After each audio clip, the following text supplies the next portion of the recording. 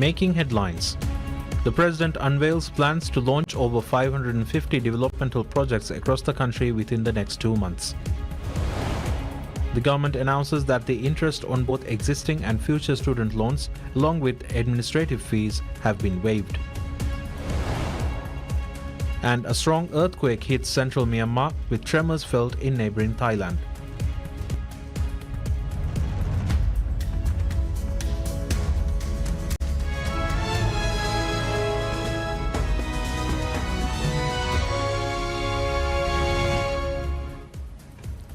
Bismillahirrahmanirrahim. Hello and welcome to PSM News in English.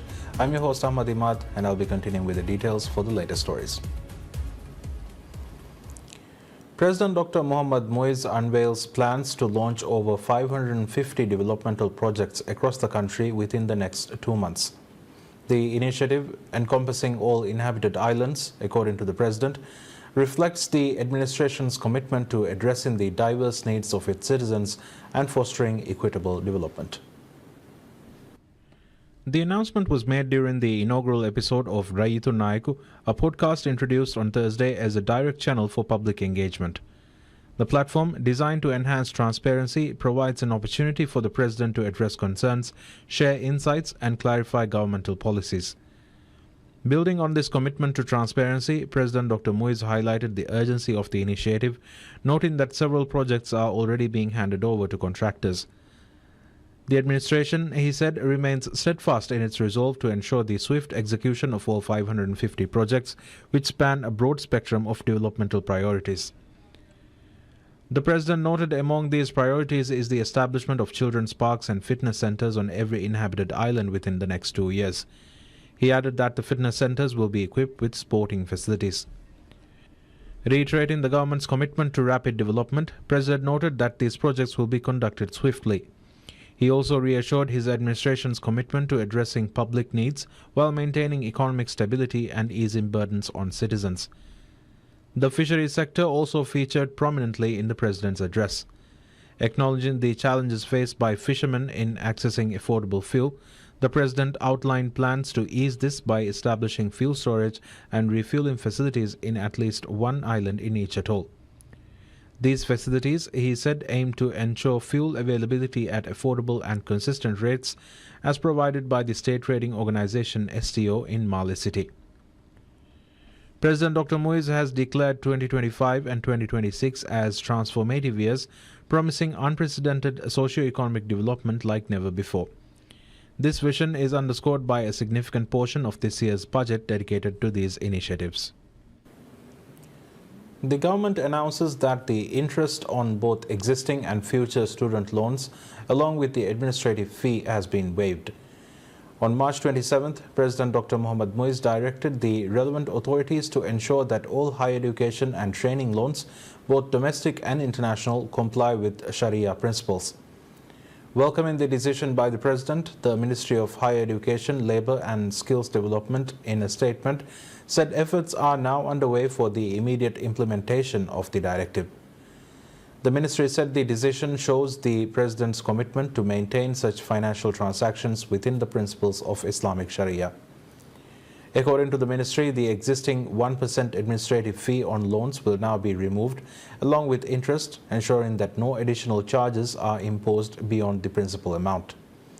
The ministry added that the loan amounts of existing student loans will also be adjusted by deducting the administrative fee and interest amounts from their outstanding balances.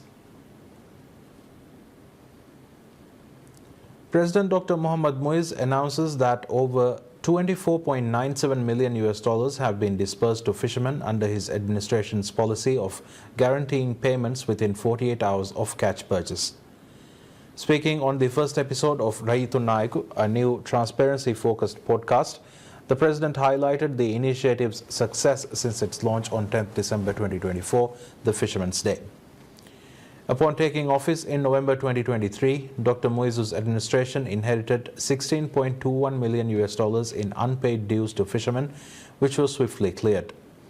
Since then, payments have been made daily, even on public holidays, reinforcing the government's commitment to the sector. To further develop the industry, the administration is investing in infrastructure, including a fish cannery in Hulumale by MIFCO, backed by a $65 million ISDP loan. The facility will process up to 35 tons of fish, boosting the nation's processing capacity. President Dr. Mohammad Muiz has announced that $150 million have been exchanged to local banks under the new foreign currency law, Forex law, since January, an increase of 40% from previous figures. The new law, which was designed to mitigate the ongoing foreign currency shortage in the Maldives, came into effect from 1st January. Speaking during Rayithu Nayaku, a podcast hosted by the President's office, the President expressed satisfaction with the widespread compliance with dollar remittance regulations, noting that approximately 95% of those required to remit dollars to banks are doing so, with efforts underway to include the remaining 5%. Speaking on the podcast, he highlighted strong cooperation in dollar remittance and underscored the growing revenue from the expanding tourism sector, which continues to benefit citizens.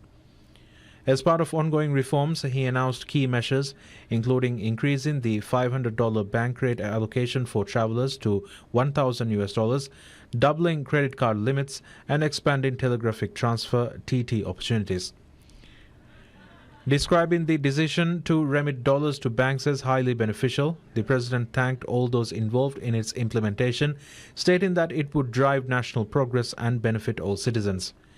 He also expressed confidence that the dollar exchange rate would decline in the future and that state-owned companies would reduce their reliance on the black market for foreign currency purchases.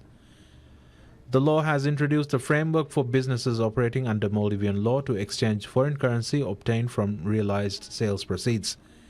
These businesses are required to exchange their foreign currency with banks operating in the Maldives, which in turn must sell a specified percentage of these exchanges to the MMA.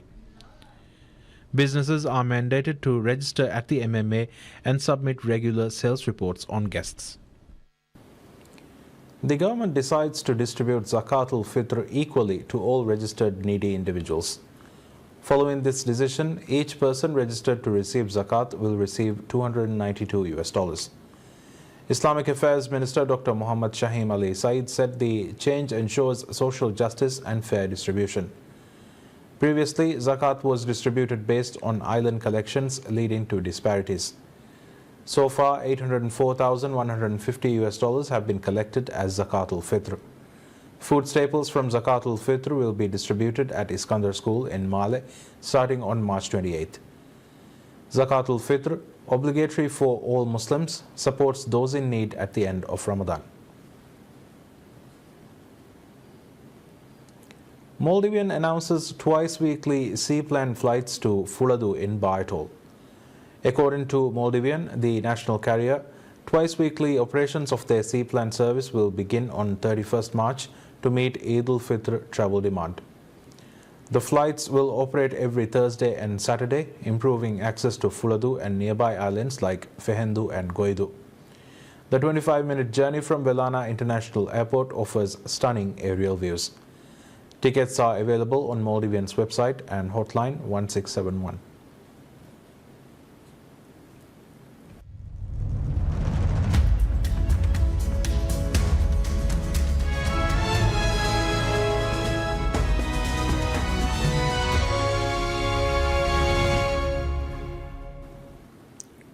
Governments from Ottawa to Paris threatened retaliation today after US President Donald Trump unveiled a 25% tariff on imported vehicles, expanding a global trade war, hammering stocks and testing already strained ties with allies.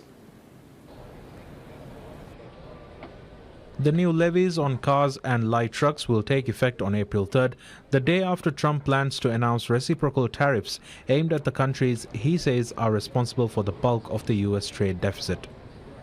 The U.S. imported $474 billion worth of automotive products in 2024, including passenger cars worth $220 billion.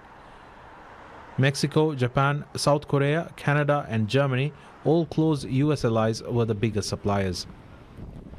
The tariffs are a sucker punch for Europe at a time when relations with Washington have plummeted over issues such as the war in Ukraine and the upending of a decades-old transatlantic alliance with the US as the ultimate guarantor of European security. European Commission President Ursula von der Leyen described the move as bad for businesses, worse for consumers, while Canadian Prime Minister Mark Carney called the tariffs a direct attack and said retaliatory measures were being considered. With billions of euros wiped from German auto shares on Thursday morning, German Economy Minister Robert Habeck called for a tough stance. Underscoring the jitters in Europe's biggest economy, where car makers are buckling under high costs and tough foreign competition, the head of Germany's Car Industry Association said the tariffs are a fatal signal for global trade. In neighboring France, which is hosting a Ukraine summit without the US on Thursday, Finance Minister Eric Lombard called Trump's plan very bad news and said the only solution was for the EU to raise its own tariffs. Britain, which has struggled to grow its economy, was scrambling to secure an exemption, but also threatened to review subsidies given to Elon Musk's Tesla. China's foreign ministry said the US approach violates World Trade Organization rules, undermines the multilateral trade system, and was not conducive to solving its own problems.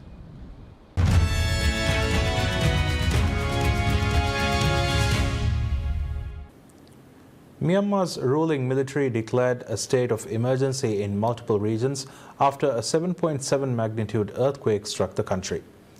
The strong earthquake hit central Myanmar with tremors felt in neighboring Thailand, including the capital, where panicked residents ran out onto the streets. Dozens are reportedly trapped under the rubble of a Bangkok skyscraper that collapsed following the earthquake.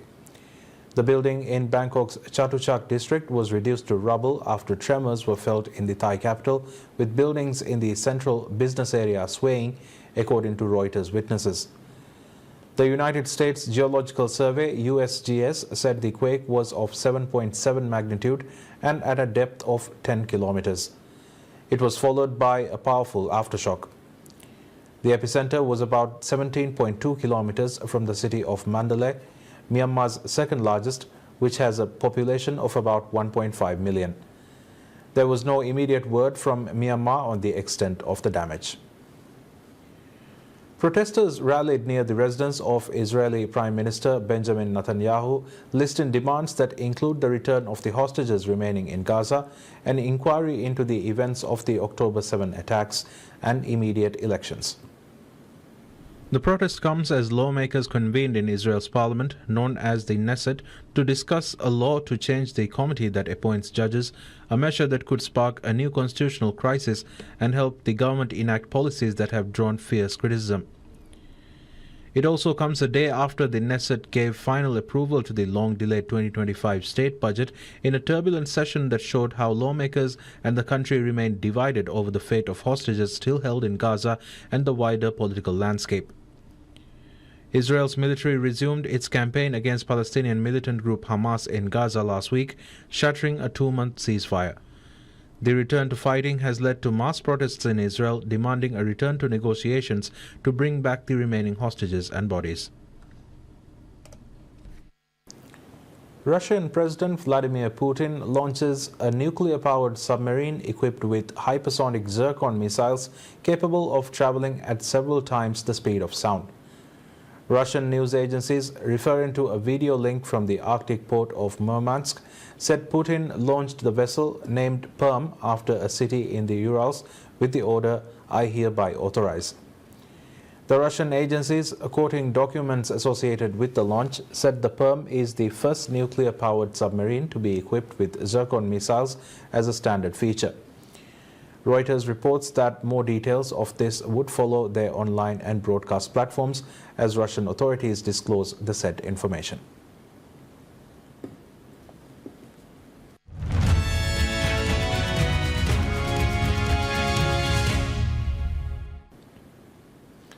Chilean wingsuit pilot Sebastian Ardea Alvarez has set an unprecedented benchmark in aerial sports, breaking 3 world records by a significant margin with his Red Bull Starman mission, a high-stakes wingsuit dive that pushed the limits of human flight.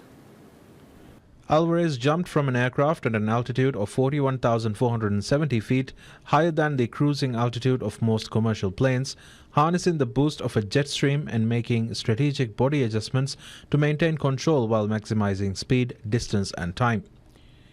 He remained airborne for 11 minutes and 1 second, with the jump taking place over the West Tennessee Skydiving Center on March 22nd, showcasing his mastery of the skies. The three world records that Alvarez shattered were speed with 550 kilometers per hour, where the previous record was 397 kilometers per hour, distance with 53.45 kilometers, where the previous record was 29.06 kilometers, and time with 11 minutes and 1 second, where the previous record was 9 minutes and 31 seconds. The Chilean wingsuit pilot views his record-breaking jump as proof that discipline and determination can turn the impossible into reality, hoping to inspire others to chase their own limits.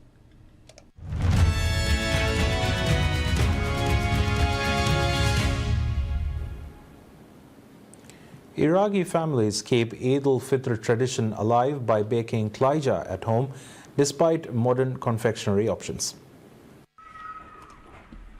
A traditional date-filled pastry, klaija holds a deep cultural meaning and offers a heartfelt connection among family members. By making klaija together, some Iraqi women explained families strengthen bonds, passing recipes down through generations and preserving cultural customs. The practice celebrates Iraq's rich culinary heritage, ensuring that traditional customs remain central to the Eid festivities. Klaija is deeply rooted in Iraqi tradition.